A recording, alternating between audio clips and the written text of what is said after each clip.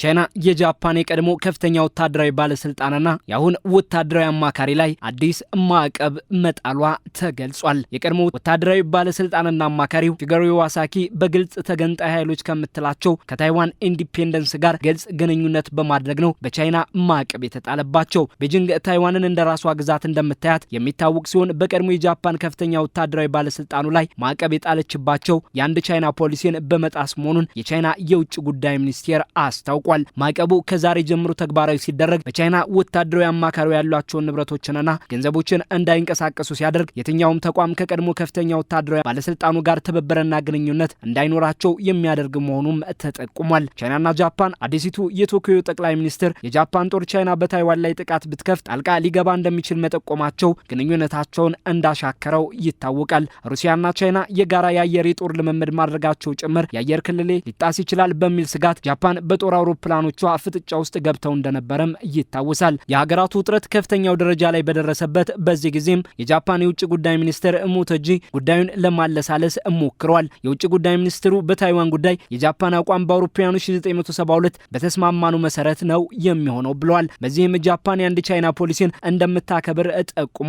ሆኖም የታይዋን ጉዳይ በሰላማዊ መንገድ በንግግር መፈታት ያለበት መሆኑን ጃፓን እንደምታመን ገልጸዋል። ቻይና ጃፓን በታይዋን ላይ ያላትን አቋም እንድታንጸባርቅና እንድታስተባብል ግፊት ስታደርግ እንደቆየች ይታወሳል። ቤጂንግ እንደ ራሷ ግዛት የምታያትን የራስ ገዟን ታይዋንን ጉዳይ ከሀገራት ጋር ላላት ግንኙነት ቀይ መስመር አድርጋ ትቆጥራለች። ማንም ሀገር ከታይዋን ጋር የሉዓላዊ ሀገር መልክ ያለው ግንኙነት እንዲኖረውም አትፈቅድም። የታይዋንን ነጻነት ከሚሰብኩ በደሴቲቱ ከሚገኙ ኃይሎች ጋር ትብብር ማድረግንም ተገንጣይ ኃይሎችን መደገፍ የቻይናን ሉዓላዊነት መጋፋት አድርጋ ትቆጥረዋለች። ታይዋን በጃፓን ቅኝ ግዛት ስር ለግማሽ ክፍለ ዘመን የቆየች ሲሆን ደሴቲቱ ለጃፓን በቅርብ ርቀትም ላይ ትገኛለች። ከታይዋን ተገንጣይ ኃይሎች ጋር ግንኙነት በማድረግም የጃፓን የቀድሞ ከፍተኛ ወታደራዊ ባለስልጣኑ ኢዋሳኪ በቻይና ማዕቀብ ቢጣልባቸውም ከጃፓን በኩል ስለ ጉዳዩ የተሰጠ ምላሽ የለም። የታይዋን መንግስት ለካቢኔው ኢዋሳኪን ባገባደድነው 2025 መጀመሪያ ላይ ይፋዊ ወታደራዊ አማካሪ አድርጎም ሾሟቸዋል። ቻይና በጃፓን ላይ ቁጣዋ ጠንክሮ ባለበት ከጃፓን በኩል ስለ ጠቅላይ ሚኒስትሯ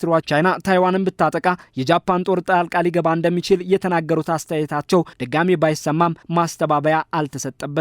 ቻይና የጃፓን የባህር ምግቦች በቻይና ገበያ እንዳይኖራቸው ከማድረግ እስከ ዜጎቿ ወደ ጃፓን እንዳይጓዙ የማሳሰብ ምላሽን ሰጥታለች። የሀገራቱ ዲፕሎማሲያዊ ውጥረት በይገባኛል በሚካሰሱባቸው ደሴቶች ጭምር ወታደራዊ ፍጥጫንም እየፈጠረ ሆኗል። ይህ ሁሉ ባለበት ጃፓን የራሷን የሚሳኤል የመከላከያ ስርዓት በታይዋን አቅራቢያ ለመገንባት እንቅስቃሴ ላይ መሆኗ እየተመላከተም ነው። በዮናጉኒ ደሴት የሚሳኤል መከላከያ ስርዓትን ጃፓን ለመገንባት መንቀሳቀሷ በቻይና እየተወደደላት ባይሆንም ከታይዋን ያለው ርቀት የ110 ኪሎ ሜትር ብቻ ነው። ጃፓን ከአሜሪካ ጋር ታይፕ 3 የተሰኘውንና የምድርና አየር የባላስቲክና ሃይፐርሶኒክ ሚሳኤሎች የመከላከያ ስርዓትን የመገንባትና የመሞከር ስምምነትን ማድረጓ ይታወቃል። ጃፓን በኤስያ ፓሲፊክ ቀጠና ከቻይና ጋር ዲፕሎማሲያዊ ውጥረት ውስጥ ስትሆን የአሜሪካ ጦር ጭምር ሲገኝባት የዋሽንግተን ወታደራዊ አጋር መሆኗም ይታወቃል። እየተገነባ ያለው የሚሳኤል የመከላከያ ስርዓት በአሜሪካ ሙከራው እንደሚከናወንም ነው እየተመላከተው። ከወራት በፊት በሀገራቱ መካከል በተደረገው ስምምነት መሰረት 39.2 ሚሊዮን ዶላር ሙከራው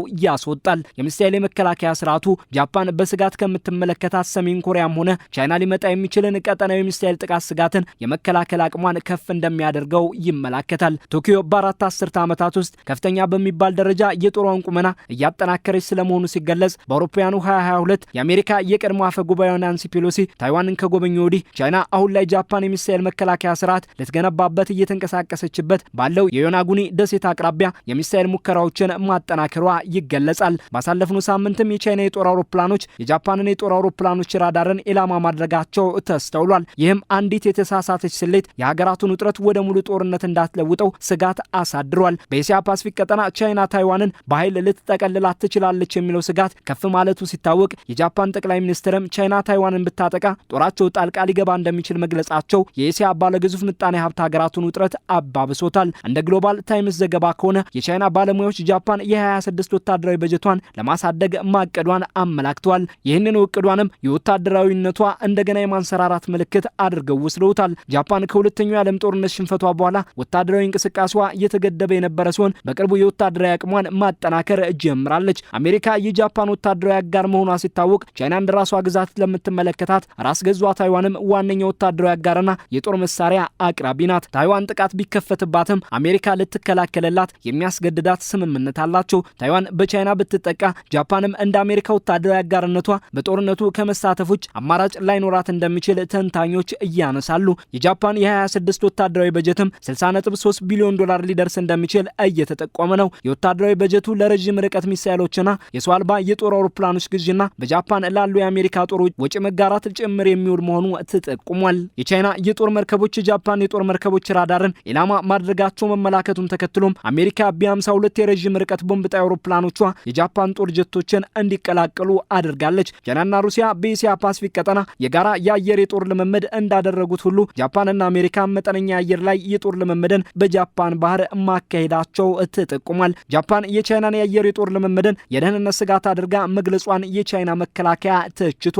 የመከላከያዋ ቃል አቀባይ የሆኑት ዣንግቢን ይህ የተለመደ የጦር ልምምድ እንጂ ጃፓንን ለመውረር ያለም አይደለም ብለዋል። ቻይና የጃፓን ጠቅላይ ሚኒስትርን ታይዋን በቻይና ብትጠቃ ጦራቸው ጣልቃ ሊገባ እንደሚችል መጠቆማቸው ዓለም አቀፍ ሕግን ይጥሳል ስትል ለተባበሩት መንግስታት ድርጅት ጭምር መክሰሷ ይታወቃል። አሁን ደግሞ የሀገሪቱ የውጭ ጉዳይ ሚኒስቴር ቃል አቀባይ የጃፓን ወታደራዊነት ቅሪት እንዲወገድ ማድረግ የሁሉም ሀገራት ኃላፊነት ነው ሲሉ ተናግረዋል። ጃፓን በሁለተኛው የዓለም ጦርነት ሽንፈት ከገጠማት በኋላ በዓለም አቀፍ ሕግ የወታደራዊ አቅሟ ገደብ እንደተጣለበት ይታወሳል። የውጭ ጉዳይ ሚኒስቴር ቃል አቀባይ ጉዣኩን የሁለተኛው የዓለም ጦርነት ውጤቶች እንዲጠበቁና ከጦርነት በኋላ ያለው ዓለም አቀፍ ስርዓት እንዲከበር ጠይቀዋል። ጃፓን በታይዋን ጉዳይ ከቻይና ልትዋጋ እንደምትችል መግለጿን ከሁለተኛው የዓለም ጦርነት ወታደራዊነቷ ጋር አያይዛ እየገለጸችው ነው። የሀገራቱ ውጥረት በታይዋን ጉዳይ በጠነከረበት ጃፓን የሚሳኤል መከላከያ ስርዓትን እየገነባች ነው። አሜሪካ በይፋ ባትገልጸውም የቻይናና ሩሲያን የአየር የጦር ልምምድ ተከትሎ ቦምብ ጣይ የጦር አውሮፕላኖቿን ወደ ጃፓን መላኳም